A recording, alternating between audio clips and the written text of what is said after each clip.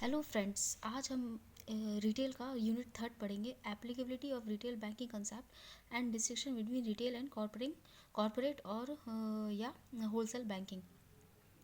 ठीक है, सबसे पहले इस चैप्टर में मैं बहुत ही शॉर्ट में बताऊंगी जहाँ जहाँ से क्वेश्चन आते हैं या फिर जो मैंने लास्ट ईयर के प्रीवियस ईयर के क्वेश्चंस देखे हैं वो उनको देखने के बाद जहाँ जहाँ जो टॉपिक मुझे इंपॉर्टेंट लगता है वो मैं आपके साथ शेयर यहाँ पे कर रही हूँ।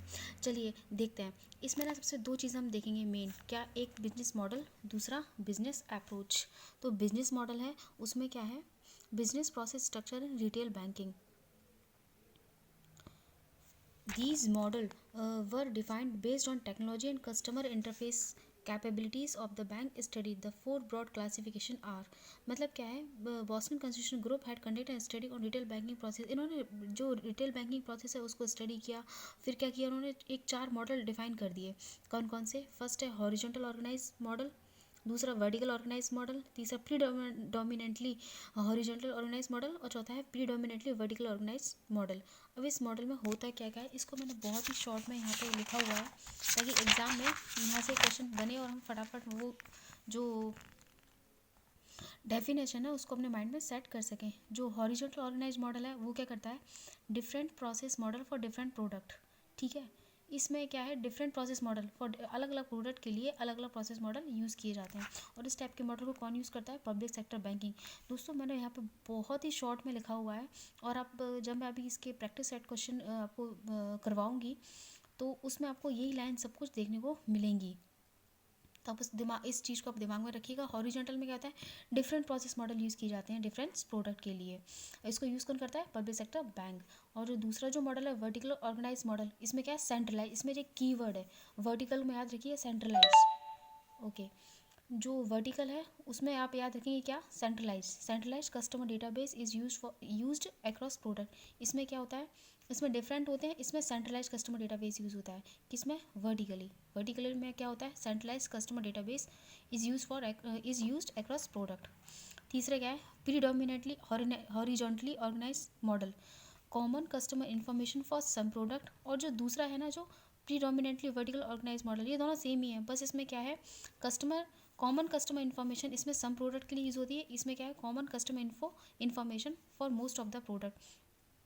ये दोनों में डिफरेंस है, कॉमन कस्टमर इन्फॉर्मेशन दोनों में यूज़ हो रही है, लेकिन जो हॉरिजॉन्टल वाले में इसमें सम फॉर सम प्रोडक्ट के लिए यूज़ होती है और जो वर्टिकल है उसमें for most of the product के लिए यूज़ होती है। ये जो शॉर्ट में मैंने लिखा हुआ है कौन कौन से मॉडल में क्या क्या किस प्रोडक्ट के लिए यूज़ होते हैं, उसको आप अच्छे से माइंड में रखिएगा। ये वाली लाइन आपको प्रैक्टिस सेट क्वेश्चन में देखने को मिलेंगी। अब दूसरा क्या है, अप्रोच। बिजनेस मॉडल ये हो गया, बिजनेस अप्रोच। यहाँ से बिजनेस अप्रोच से केस स्टडी भी आता है। केस स्टडी कुछ नहीं है, मतलब आप जो पढ़ रहे हैं ना डेफिनेशन, उसी को एक केस बना के दे दिया जाएगा, फिर आपसे पूछेंगे कौन सी बैंक, मतलब इसमें आप बैंक कौन सी अप्रोच को फॉलो कर रही है।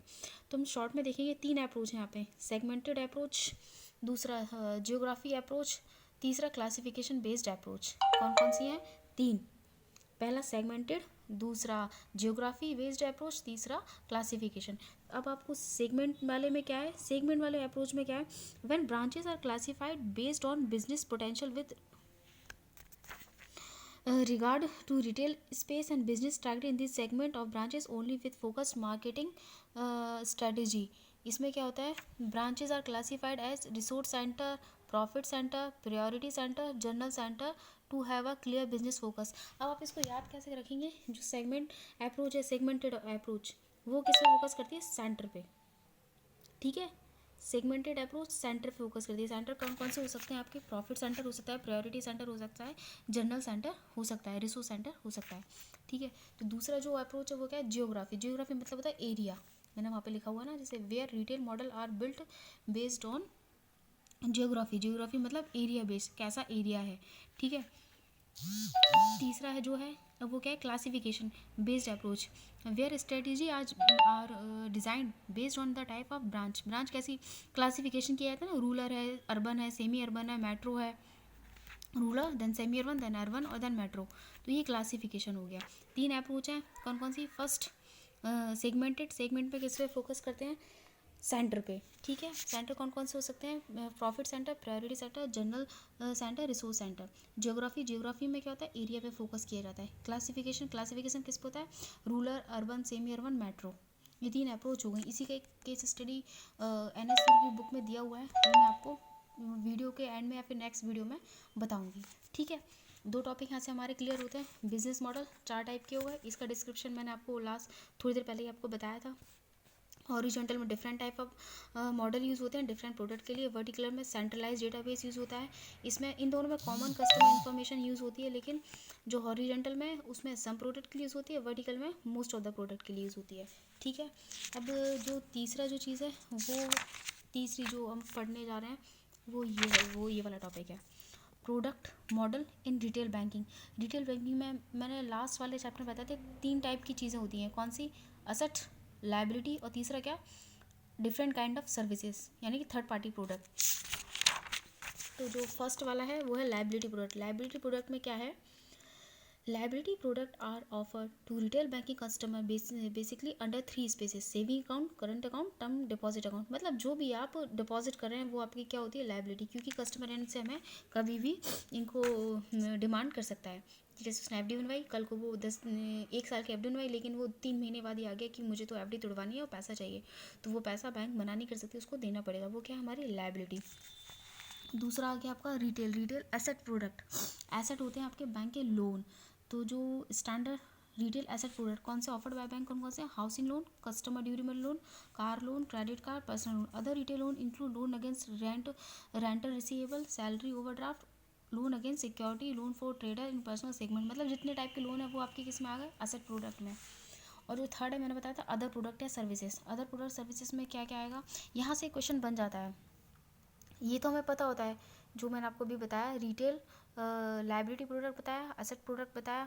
लाइबिलिटी में अब डिपॉजिट आता है, एसेट में लोन आते हैं। लेकिन जो तीसरा वाला है ना, ये थोड़ा कन्फ्यूजन कर जाता है।